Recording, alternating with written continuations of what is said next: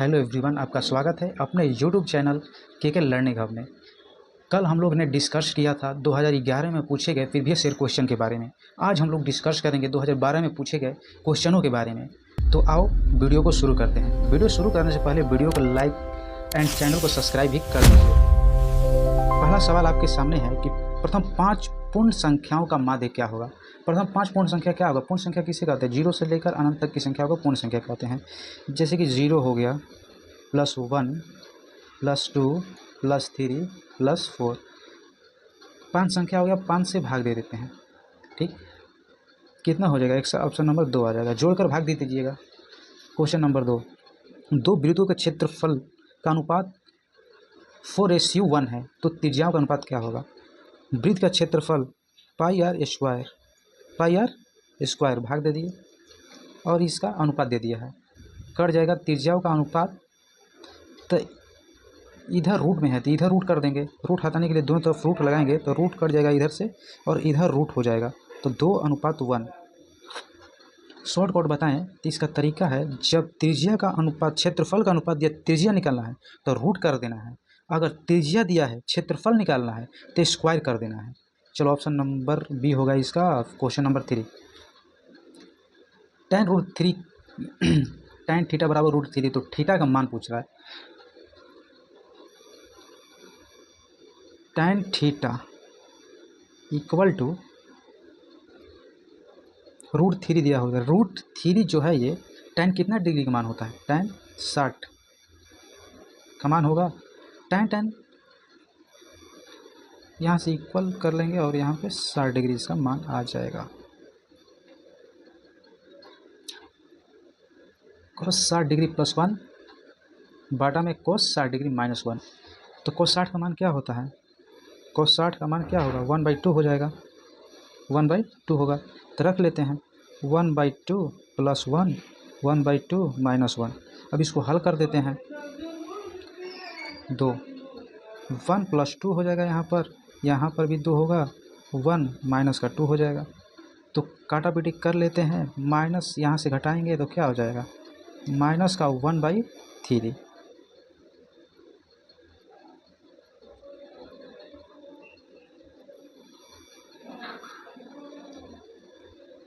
यहाँ बचेगा -3। कैसे बचेगा वो भी बता देता हूँ। एक ले लेता हूँ स्लाइड, दूसरा एक स्लाइड ले लेता हूँ। जैसे कि था वहाँ पर कितना आया था ऊपर, जैसे कि 3 आया था और -1/2 आया था। ठीक, तो 3/2 इसी तरह रहने दो और ये बाटा में है, इसको उल्टा कर दो। गुणा में, भागा में है, गुणा में करेंगे तो उल्टा कर देंगे। 2 कट जाएगा, -1 से भाग देंगे तो -3। समझ गए? इसका ऑप्शन नंबर डी होगा। क्वेश्चन नंबर 5, अल्फ़ा और बीटा बहुपद हैं। x² x+1 का मूल हो तो।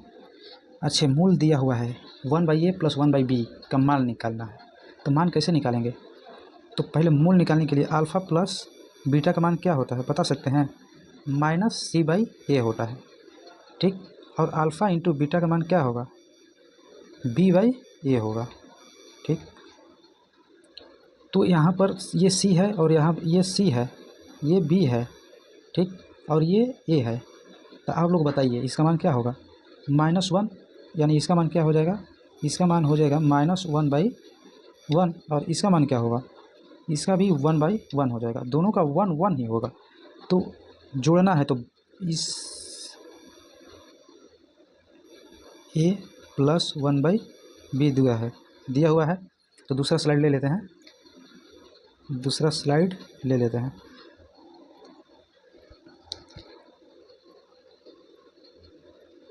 तो वहाँ पर 1/α + 1/बीटा था। 1/α बीटा प्लस अल्फ़ा हो जाएगा। इसका मान कितना आया है देख लो। यहाँ पर अल्फ़ा प्लस बीटा का मान -1, इसका 1 है। यहाँ पर -1 रखेंगे, इसका मान 1 रखेंगे तो कट कर -1 आ जाएगा। इसमें देख लेते हैं, ऑप्शन नंबर बी होगा इसका आंसर। प्रश्न संख्या 8, एक द्विघात बहुपद के मूलों के योग तथा गुणनफल क्रमशः 2 तथा -15 हैं, तो द्विघात बहुपद क्या होगा?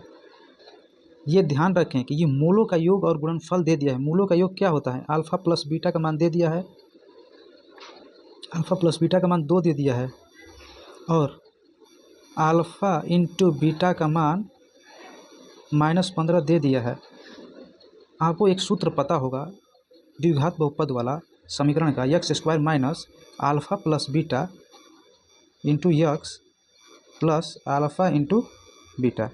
ठीक, अब इसी मान रख लेते हैं। X square alpha plus beta का मान कितना है 2, तो माइनस का 2 एक्स, और यहाँ पर -15 दिया हो तो माइनस का 15। तो ये देख लेंगे किस में है, उसी को ऑप्शन नंबर लगा देंगे, ऑप्शन नंबर डी। बिंदु Q से किसी वृत्त की स्पर्श रेखा की लंबाई 24 सेंटीमीटर है और बिंदु केंद्र से Q की दूरी 25 सेंटीमीटर है, तो वृत्त की त्रिज्या क्या होगी। ये बोल रहा है कि एक वृत्त है, यहाँ एक स्पर्श रेखा खींचा गया है और यहाँ एक वृत्त के केंद्र है, केंद्र से भी एक रेखा खींच दिया गया है और ये त्रिज्या है। इसी त्रिज्या का मान पूछ रहा है। ये O है और ये Q स्पर्श रेखा है और यहाँ P होगा कोई, तो ये 24 सेंटीमीटर दे दिया है, ये 25 सेंटीमीटर दे दिया है। पाइथागोरस परिमेय लगाएंगे तो यहाँ पर x का मान 7 आ जाएगा। एक ट्रिपलेट भी होता है जो याद करेंगे तो शायद आप भी बता सकते हैं। इसका ऑप्शन नंबर ये होगा 7 आएगा, क्योंकि 7, 24, 25 एक ट्रिपलेट है।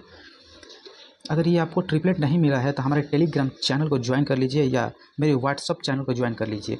बायो में मैं लिंक दे दिया हूँ, जाकर वहाँ ज्वाइन कर लीजिए, मैं ये डाल दूँगा ट्रिपलेट का। बिंदु जो ये दिया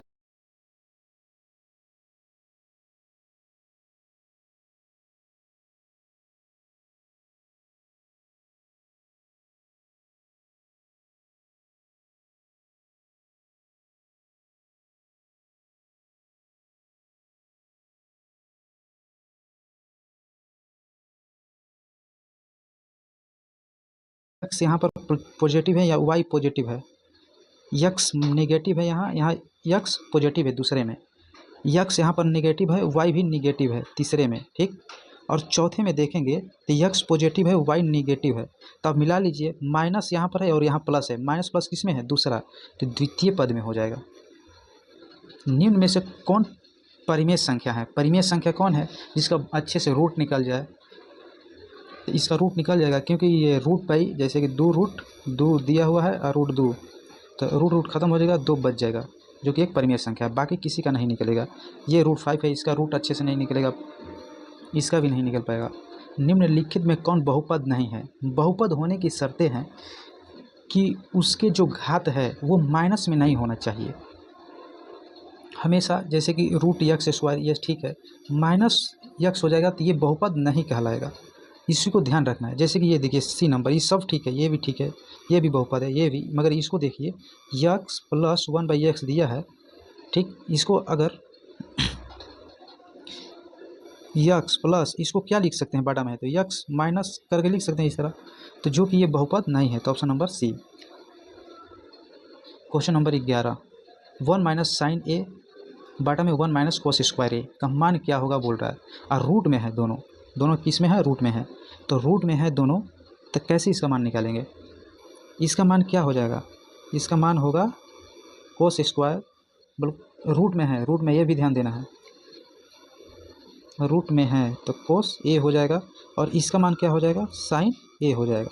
तब करना क्या है, ये बटा में दिया ही हुआ है, तो कोस ए बटा में साइन ए, इसका मान क्या होता है, कॉट ए। देख लीजिए किस में है, बी। कोस 48 डिग्री माइनस साइन 42 डिग्री का मान क्या होगा, किसी एक को बदल लेते हैं, मान आ जाएगा, जैसे कि कोस 48 को ही बदलते हैं, कोस 90 माइनस 42 लिख सकते हैं, और इसी का मान हो जाएगा साइन 42, और माइनस साइन 42 दिया हुआ है, और इसे घटाएंगे तो 0 आ जाएगा, ऑप्शन नंबर C होगा। क्वेश्चन नंबर 13, बहुलक बराबर क्या होता है, तो यहाँ पर बहुलक बराबर सूत्र होता है 3 माध्यक माइनस 2 माध्य, यही सूत्र होता है। तो देख लो किसमें है, इसमें 3 माध्यक, माध्यक बी ऑप्शन नंबर। यदि दो त्रिभुजों के क्षेत्रफलों का अनुपात 16:9 है तो उनकी संगत भुजाओं का अनुपात क्या होगा? क्षेत्रफलों का अनुपात दे दिया है, उनकी संगत भुजाओं का अनुपात पूछ रहा है। तो जैसे कि मैंने पहले भी बताया है, कुछ नहीं करना है, अगर भुजा दे दिया, क्षेत्रफल दे दिया है, भुजा निकालना है, कुछ भी निकालना है, इसका रूट कर दो। रूट अगर करेंगे 16/9, रूट करेंगे तो 4:3 आ जाएगा। देख लो कहाँ पर है, उसे लगा दो, ऑप्शन नंबर ए। किसी बिंदु y अक्ष से दूरी उस बिंदु का क्या कहलाएगा? पहले वीडियो में भी मैंने बताया था कि y अक्ष से बिंदु को भुज कहेंगे और x अक्ष से दूरी को कोटि कहेंगे, ठीक। तो इसका ऑप्शन नंबर क्या हो जाएगा? बी। बिंदु 6 और 8 की दूरी मूल बिंदु से ज्ञात, मूल बिंदु से बोलेगा ज्ञात करना है तो कुछ नहीं करना है, दोनों का स्क्वायर करके जोड़ के रूट कर दो। जैसे कि रूट में लिखो 6 का स्क्वायर प्लस 8 का स्क्वायर, ये 36 हो जाएगा, ये 64 होगा, रूट लगा दो 100 और इसका 10 निकल के बाहर आ जाएगा। Option number A. समांतर श्रेणी 2, 3 मतलब इस तरह दिया है, पूछ रहा है 10वां पद क्या होगा? समांतर श्रेणी का 10वां पद पूछ रहा है, तो कुछ नहीं करना है, जितना पद पूछेगा a+9d कर देना, ठीक। 10वां पद के लिए अगर कोई दूसरा पद पूछे तो a+d कर दो, दूसरा पद आ जाएगा। तीसरा पद पूछे तो a+2d कर दो, आ जाएगा आंसर। अब बोलेंगे कि a क्या है? a प्रथम पद होता है, a प्रथम पद होगा। a कितना दिया हुआ है? 2 प्लस, और d क्या होगा? दोनों का अंतर कितना होगा? 5। तो 9 क्रॉस 5 करेंगे तो आ जाएगा इसका 47, ऑप्शन नंबर ए, ठीक। अब आते हैं क्वेश्चन नंबर 18। यदि एक त्रिभुज के एक कोण की समद्विभाजक रेखा त्रिभुज की माध्यिका हो तो वह त्रिभुज होगा। जैसे कि बोल रहा है, मान लीजिए कि मैं ले रहा हूँ एक त्रिभुज, ठीक। मान लो ये त्रिभुज है, ठीक, ये एक त्रिभुज है। बोल रहा है कि त्रिभुज की समद्विभाजक माध्यिका रेखा, माध्यिका मतलब दोनों को बराबर भाग में काटेगा, ठीक।